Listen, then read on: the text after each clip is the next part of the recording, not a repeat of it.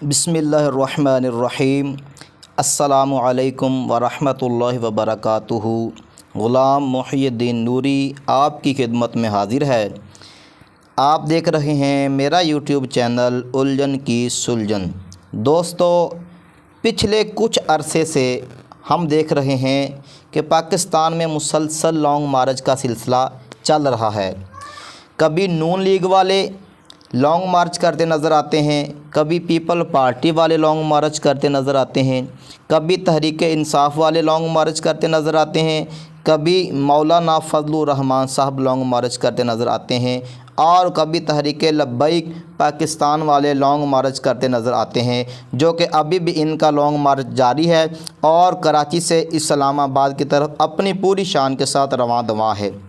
तो सामीन मोहतरम, देखने और सुनने वालों, सवाल अब ये पैदा होता है कि आखिर ये सभी सियासी पार्टियां लॉन्ग मार्च क्यों करती हैं और इनको लॉन्ग मार्च करने की ज़रूरत पेश क्यों आती है।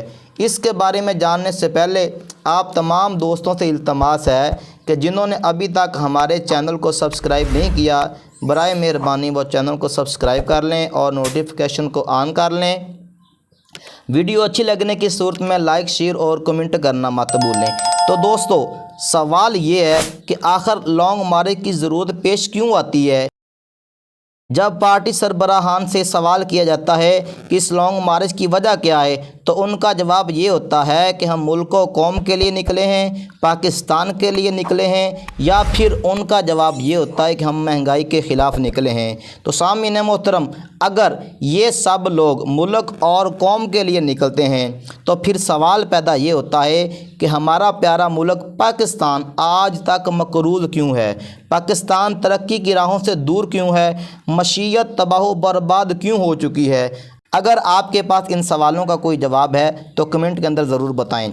और जब ये तमाम लोग मुल्क और कौम के लिए निकलते हैं तो लीडरों के लिए शानदार कंटेनर तैयार किए जाते हैं जो कि बुलेट प्रूफ होते हैं, एसी, फ्रिज, टीवी और दीगर सहूलियात से भी मुज़य्यन होते हैं। और वो आवाम जिनके लिए ये लोग निकलते हैं, उस आवाम को सड़कों पर जलील और रुसवा होने के लिए छोड़ दिया जाता है, मुल्क और कौम से खिलवाड़ किया जाता है और इक़्तिदार के लिए ये सारा खेल खेला जाता है।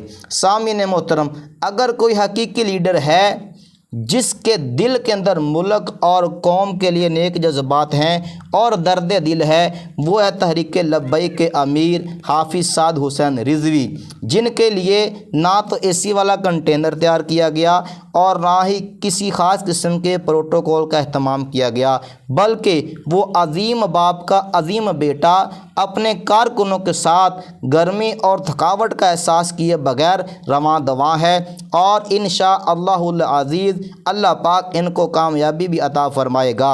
मैं अपने सुनने और चाहने वालों से इल्तमास करता हूँ कि आप भी तहरीक लब्बैक का साथ दें। शुक्रिया।